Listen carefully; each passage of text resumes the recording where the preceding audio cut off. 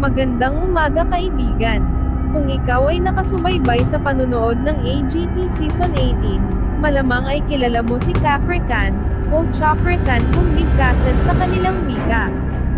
Hindi natin may kakaila na bukod kay Putri Aryani, si Chakri Khan ay isa sa pinakamatinding katunggali ni Roland Abante sa AGT. Bukod sa may unique itong boses ay namangha din ang mga manunood sa kanyang performance at ang views ng kanyang audition ay hindi nalalayo sa napakaraming views ng audition ni Roland Abante. Pero ito ang tanong, bakit ang isang contestant na nakatanggap ng 4 yeses mula sa mga hurado ay hindi makakasama sa next round ng AGT at inalisan ng tsansa na mag-perform sa live show? Kaibigan, mamaya ay may mapapansin kayo na masasabi ninyong may kung anong pakulo na naman ang ginagawa ang AGT sa pagkakataon na ito, kaya patuloy mo lang panoorin ang ating video. Balikan muna natin saglit ang audition video ni Chakri Khan.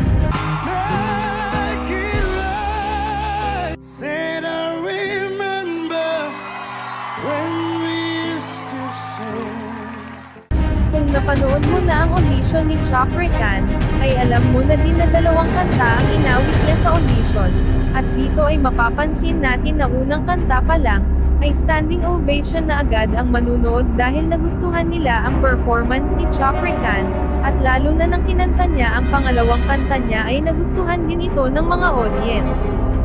Pero ito na ang matinding tanong, kung nagustuhan ito ang mga audience na nandoon sa audition niya, bakit ito ang mababasa natin sa paglalahad nila ng audience reaction sa kanilang website? Bakit ang sabi nila ay nakatanggap siya ng negatibong reaksyon mula sa mga manunood? Kaibigan, may 2 maaaring sagot tayong makukuha sa tanong natin na yan. Una ay inedit lang nila ang audience negative reaction noong pagkakataon na iyon, at ginawang positibo lang sa audition video kung totoo nga ang sinasabi nila sa website nila, o kaya naman ay totoong positibo ang reaction ng mga manunood at sinabi lang nilang negatibo sa website nila. Ano man ang dahilan ay hindi pa rin natin alam sa ngayon kung bakit. Isa lang ang alam natin. Yun ay mukhang may nagaganap na namang mutuan sa cooking show na ito. O kaya naman may plano din si Chakri Khan na humanap ng timing para ilahad ang kung anong hindi mabuting nagaganap sa AGT.